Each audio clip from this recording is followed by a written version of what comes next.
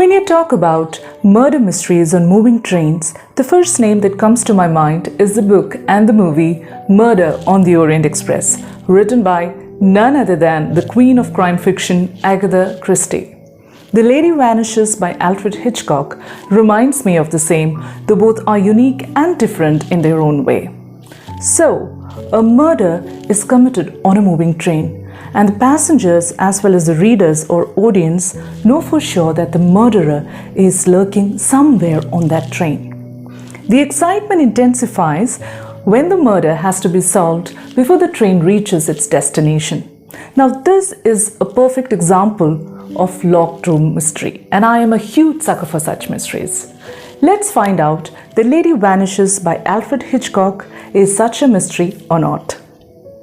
I am Shalet Jimmy. I'm from India. I love books and I talk about them here. I also talk about classic crime movies.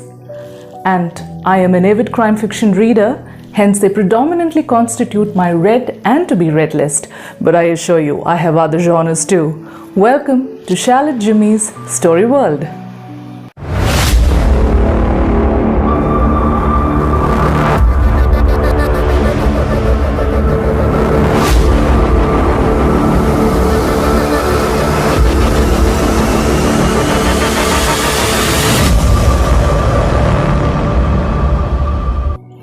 To begin with, a moving train is a limited space for a murderer or a culprit for that matter to escape after committing a crime.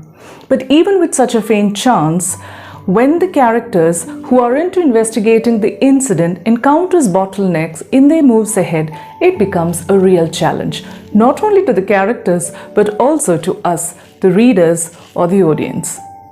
The situation is more or less the same in this movie too. Hence, without a speck of doubt, we can say Alfred Hitchcock's The Lady Vanishes fits into the category of locked room mysteries. Called one of the greatest train movies from the genre's golden era by The Guardian, the movie is based on Ethel Lina White's novel The Wheel Spins, with slight alterations in the plot to make it tighter. The backdrop of the story was the political situation existed in a fictional European country. The mystery begins when an old woman called Miss Froy disappears from a moving train. Iris Henderson, one of the protagonists, earlier got introduced to Miss Froy, who called herself a governess at an inn where most of the passengers had to stay for a night as the railway line was blocked by an avalanche. A musician called Gilbert was one among them, and Iris got into a short skirmish with him as he was playing his music loudly. But you will see in the course of the story that this short skirmish proved to be a boon for Iris. Then, next day at the railway station, an untoward incident happens. Iris gets hurt when a huge flower pot falls on her head. She was about to board the train. Miss Froy was standing beside her. She helps Iris to the train and then to her coupe, where she blacks out. Miss Froy looks after her. Once Iris regains her consciousness, both women goes to the cafeteria to have a cup of tea. After that, they come back to the coupe where Iris decides to take a short nap.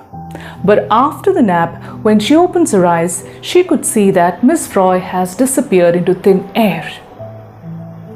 And the real mystery begins when the passengers on the train denies seeing such an old woman with Iris. What made them deny Miss Froy's presence? Or was Iris hallucinating about Miss Froy's presence? Firstly, the magician and his family traveling with Iris in her coupe denies seeing Miss Froy. Following suit, the other fellow passengers, Charters and Caldecott, Mr. Todhunter and Mrs. Todhunter also deny seeing Miss Froy. The brain surgeon Dr. Hartz, who was one among the passengers, says Iris must be suffering from concussion-related problems. Because of all these, Iris got stuck. But much to her pleasant surprise, and as I already mentioned, Gilbert, the musician, decides to help her in finding Miss Froy once he was sure that Iris was not hallucinating. Who is Miss Froy? Who has abducted her? And why was she abducted? To speak about the casting, it was perfect. Iris, played by Margaret Lockwood, and Gilbert by Michael Redgrave, who were relatively unknown actors, then became international stars instantly once the movie was released. The chemistry between them was great. I fell in love with Miss Froy, played by Dame May Whitty, the moment I saw her on the screen. Not for a single moment did I feel that the movie was shot more than 80 years ago.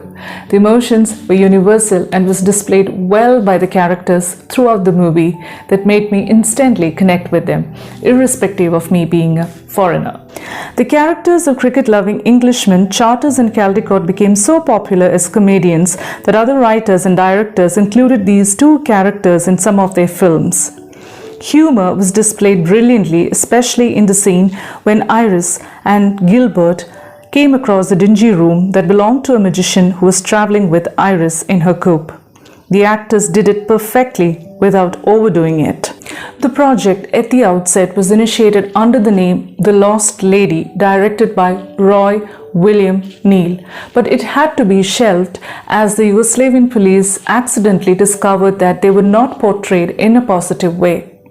This happened when the crew was in Yugoslavia for the shoot. Later, Hitchcock took up the project, which became an instant hit.